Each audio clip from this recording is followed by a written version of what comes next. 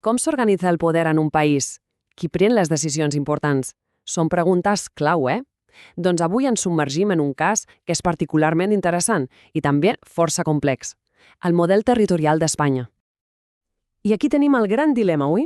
O un control centralitzat, que ho decideix tot des de la capital per a garantir la unitat, o bé donar més llibertat a cada territori perquè gestioni les seves coses. Aquesta tensió constant és la que defineix l'estructura de gairebé tots els estats del món. Bé, fem un cop d'ull ràpid al nostre recorregut. Començarem amb els dos models teòrics bàsics. Després veurem com Espanya va tirar pel dret amb una solució pròpia. Ens ficarem a fons amb les comunitats autònomes, les seves complexitats, i acabarem a l'escala més propera, al poder local. Som-hi! Perfecte! Doncs anem al gra. Per entendre el cas espanyol, primer de tot cal tenir clares les dues receptes bàsiques que existeixen al món per organitzar un territori. A veure, és més senzill del que sembla. D'una banda, tenim l'estat unitari. Penseu en França, per exemple. Tot es decideix des de París. Una sola llei per a tothom, una organització molt jeràrquica. I a l'altra banda, l'estat federal. Aquí l'exemple clàssic són els Estats Units o Alemanya. El poder està repartit. Cada estat té el seu propi parlament, les seves lleis, fins i tot la seva Constitució. Són, com veieu, dos enfocaments radicalment diferents. I aquí és on la història d'Espanya fa un gir. Després de dècades d'un centralisme molt fort, la Constitució del 78 es va trobar amb un repte enorme: com encaixar la gran diversitat territorial del país. La solució, doncs, no va ser ni una cosa ni l'altra, va ser crear un camí nou. I aquest camí té un nom que és absolutament clau: l'estat de les autonomies. Ull, no és un estat federal, però tampoc és un desunitari clàssic. És un híbrid, una barreja. La idea de fons és potent. L'Estat reconeix que a dins hi ha nacionalitats i regions amb dret a autogovernar-se. Aquesta imatge ho clava. La Constitució va crear el que els experts anomenen un estat compost. Què vol dir això? Doncs que hi ha un únic estat, una única sobirania, però una part molt i molt gran del poder polític se distribueix cap a les regions. És una solució a mig camí, un equilibri constant. Molt bé, doncs, si parlem de descentralització, qui on són les grans protagonistes? Evidentment, les comunitats autònomes. I això és superimportant entendre-ho bé. Una comunitat autònoma no és una simple delegació del govern central. No, no, no. Són entitats polítiques de ple dret.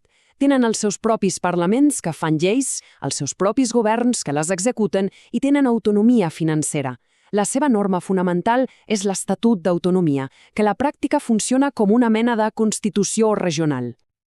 Però atenció, que la cosa es complica. Es podria pensar que es va donar el mateix nivell d'autonomia a tothom des del principi, però res més lluny de la realitat. I aquí és on el sistema es fa interessant i una mica enrebaçat. Aquí rau el secret de tot plegat. En lloc d'un menú únic per a tothom, es van crear diferents camins, diferents vies per arribar a l'autogovern. A la pràctica, això va voler dir que algunes van poder agafar l'autopista, mentre que d'altres van haver d'anar per una carretera comarcal. En aquesta taula es veu claríssim. Teníem la via lenta, que era la ruta general, amb un paquet de poders més limitat per començar, i després la via ràpida, pensada per a les anomenades nacionalitats històriques, que van poder assumir un nivell de competències altíssim des del minut 1. Aquesta distinció, és clar, va crear un sistema que ja de naixement era asimètric.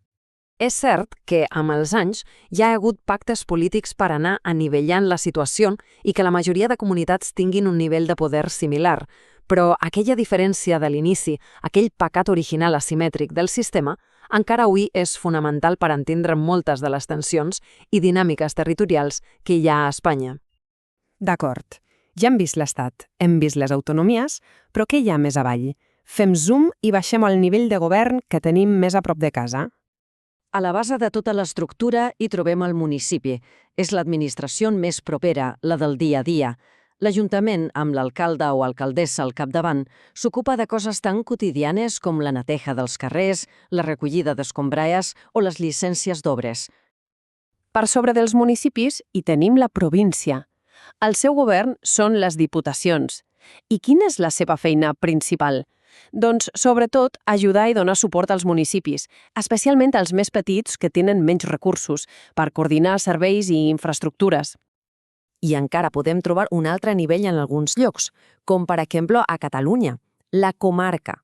Això no és obligatori a tot l'Estat, És una figura que les comunitats autònomes poden crear si ho creuen convenient per agrupar municipis i gestionar serveis junts, com podria ser el tractament de residus o la promoció turística. I amb això tanquem el cercle. L'Estat de les Autonomies va néixer com un pacte, una solució de compromís per a un moment històric molt concret. Però la gran pregunta, la que està sempre sobre la taula, continua oberta.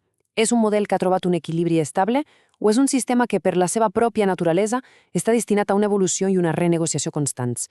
La resposta, sens dubte, marcarà el futur.